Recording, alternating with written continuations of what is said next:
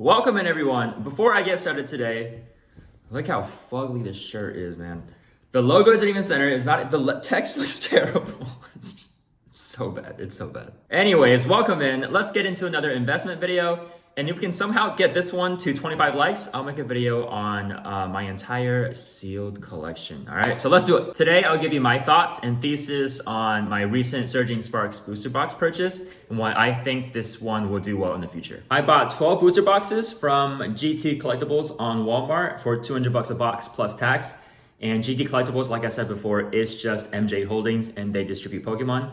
And these are actually still available if you guys do want to get in, or if you think this is a good price target. But yeah, this one's still available. I do think this investment is a little more trickier, or I guess more riskier than my Paldean Face one. So hear me out before you decide to jump in. As always, here's proof that I did buy these. So hopefully that gives me a little more credibility on what I'm talking about here. And like I said in my previous video, I only like to invest in these products if I can sell it all today and get away with a either break even or a slight loss. With that being said, Surging Sparks booster boxes are currently selling on TCG Player for $248 per box. And the volume looks like it's at over 60 sold per day. So my 12 boxes would fly immediately if I were to list these today. My cost per box, like I said before, is $200 times my tax rate of 6%. So I paid $212 per booster box. And then if I wanted to sell it all today, if I want to get out for whatever reason, $248 times the 15% seller fees minus the $10 shipping per box, estimate average, I would get $200.80 per box net. So at worst, if the prices were to stay at this level, right, my $212 investment, I will lose $11 per booster box at worst case scenario. Times that by 12 boxes that I do have, I'll lose $135, which is not bad at all. That's a risk reward I'm really comfortable with. So let's talk about why I think this box will continue to go up. And towards the end of the video, I'll kind of go over my price targets, just like the last one. So the main reason why I think this is a riskier investment than my Paldean Face one is because this set was released on November 8th of 2024. Like, this set is only 4 months old. And because it's a relatively new set, the chances for reprints, it's pretty high, right? And there's actually a confirmed one already in March. So a smarter way to do this would have been to wait for that reprint and see how market reacts.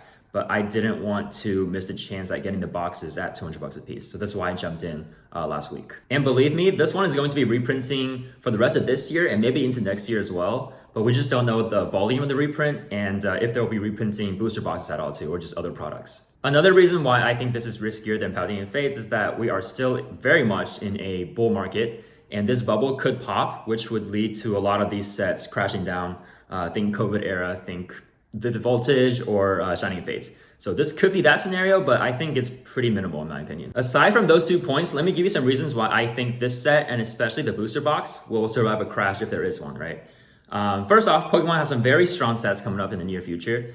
We just got some spoilers, or I guess teasers, for the new Heatwave Arena that's coming out. So we have Cynthia and then Ethan's Ho-Oh as well. So strong sets coming out. And we all know that Team Rocket is most likely the set, well, not most likely, it is going to be the one that's after this one.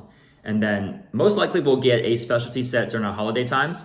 And then that will lead directly into the 30th anniversary of Pokemon. So Pokemon's roster for the next upcoming releases, it's stacked all the way through the rest of this year and into next year. Aside from that though, this is a very strong set. Like the Pikachu SIR, whether you like it or not, has not broken $400 since release. And we also got hasn't broken $400 since release. The lowest it was $432. Release was at $300 and then shot up from there and maintained that price point, right? So this is a top chase of this set. The PSA 10 version sells for over $1,000 most of the time. So you have a very strong chaser, but Pikachu isn't the only card that's carrying this set. We also have a Latias EX chase, which is at $250 right now. I mean, also a gorgeous card, right? So there's technically three if you include the Latios, fan favorite Pokemon chases in this set, whereas some other weaker sets only has one top chase, and that might not even be a fan favorite Pokemon. Also, this set has 9. We'll call it 9 cards that are close to $50 or above that. So as this product gets more scarce in the future, people want to rip this set as opposed to others because of the determined value, right? And by the way, these top 9 cards add up to 1266 in value. And none of these other sets in Scarlet and Violet, besides of course Prismatic, even come close to this. Like the next best one would be probably 151. If you add all these up that are close to 50 bucks, might come close. And then a Paldean Fates would be the next best one. We'll have to wait and see how the rest of Scarlet and Violet era goes, but I do see Surging Sparks being a top 5, top 6 set when it's all said and done. I don't think Journey Together will outperform Surging, but with Partner Pokemon, you know, it's a new gimmick, so it's hard to say on that one. But I do see Team Rocket taking this one out. Now, let's talk price targets and when I think I'll be selling out of these Surging Sparks boxes, right? I think this one is most close to either Lost Origin or Fusion Strike in the Sword and Shield era. If we compare these two sets, you'll see there are 1 or 2 pretty big chasers. Pretty big chasers, and then multiple cards near or above that $50 mark, just like Surging, right? So Lost Origins, we have the Pikachu's over 50 bucks, and then obviously the Garantina, which is almost 700. Aerodactyl with these 2 big chasers. For Fusion, we have, that's the booster box. Fusion, we have the $700 Gengar VMAX, $300 Espeon. Also got the multiple cards at or around the $50 mark as well. As this set gets older, I do see the Pikachu SIR kind of following the trend of the Garantina. If you zoom out, holy crap, just a straight line up from its highs and then dip down and then straight line up from here. So that's the Garantina, and the VMAX kind of follow the same pattern. So as time goes on, I do see the Pikachu kind of slowly and steadily climbing up as well. I also have a feeling that the Latias EX here and the Latios right here, these 2 cards will continue to climb up. And we also got the Milotic in 3rd place. So all these cards will continue to rise in value as product gets more and more scarce. With that being said, currently Fusion Strike booster boxes are sitting at $440 plus $10 for shipping. We'll call it $450. And then we have Lost Origins at $355 plus 15 bucks shipping. That's $370 a box. I do think Surging Sparks will fall somewhere between these two. I don't think it's as strong as Fusion Strike, but I do think it will perform better than Lost Origins, right?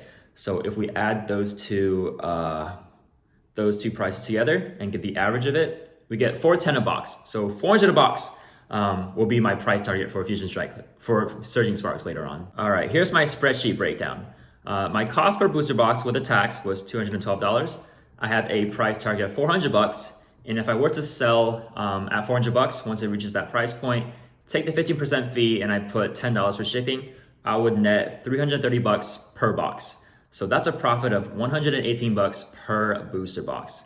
And I have 12 booster boxes, right? And and here's my total profit if it does reach that $400 price point. I just did 118 times 12, which nets me $1,416 in potential profit later on.